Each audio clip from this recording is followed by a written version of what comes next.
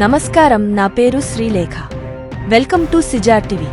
తాజా వార్తలు విషయానికి వస్తే, బీఆర్ఎస్ ఎమ్మెల్సీ మాజీ సీఎం కేసీఆర్ కుమార్తె కల్వకుంట్ల కవిత అరెస్ట్ అనంతరం కీలక పరిణామం చోటు చేసుకుంది. కవిత సోదరుడు, మాజీ మంత్రి, బీఆర్ఎస్ వర్కింగ్ ప్రెసిడెంట్ కేటీఆర్ పై బంజారాహిల్స్ పోలీసులకు ఈడీ అధికారులు ఫిర్యాదు చేశారు. కవిత అరెస్ట్ సమయంలో కేటీఆర్ తమ విధులకు ఆటంకం కలిగించారని ఈడీ ఆఫీసర్ భానుప్రియ మీనా ఫిర్యాదులో పేర్కొన్నారు.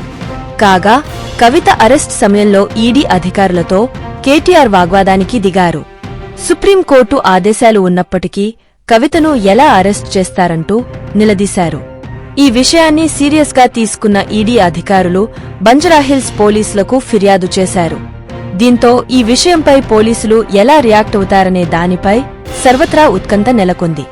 కాగా శుక్రవారం సాయంత్రం 5:20 గంటలకు బీఆర్ఎస్ ఎమ్మెల్సీ కవితను ఈడీ అరెస్ట్ చేసింది. ఢిల్లీ లిక్కర్ స్కామ్ కేసులో కవితను అరెస్ట్ చేసిన ఈడీ ఢిల్లీకి తీసుకెళ్లింది. మరోవైపు కవిత సోదరుడు కేటీఆర్ కూడా ఢిల్లీకి బయల్దేరారు. కవిత అరెస్టుకు ముందు ఈడీ, ఐటీ అధికారులు కవిత ఇంట్లో సుమారు 4 గంటలపాటు సోదాలు నిర్వహించారు. పలు కీలకమైన పత్రాలను స్వాధీనం చేసుకున్నారు. అనంతరం అరెస్టు నోటీసులిచ్చి కవితను అదుపులోకి తీసుకున్నారు. ఈ క్రమంలో మాజీ మంత్రులు, కవిత కుటుంబ సభ్యులు కేటీఆర్, హరీష్ రావు అక్కడికి చేరుకున్నారు. మొదట వారిని ఈడీ అధికారులు కవిత ఇంట్లోకి అనుమతించలేదు. అయితే ఈడీ అధికారులతో వారించి వారు ఇంట్లోకి చేరుకున్నారు. అనంతరం ఈడీ అధికారులతో కేటీఆర్ వాగ్వాదానికి దిగారు. మరొక తాజా వార్తలతో మీ ముందుకు మళ్లీ వస్తాను.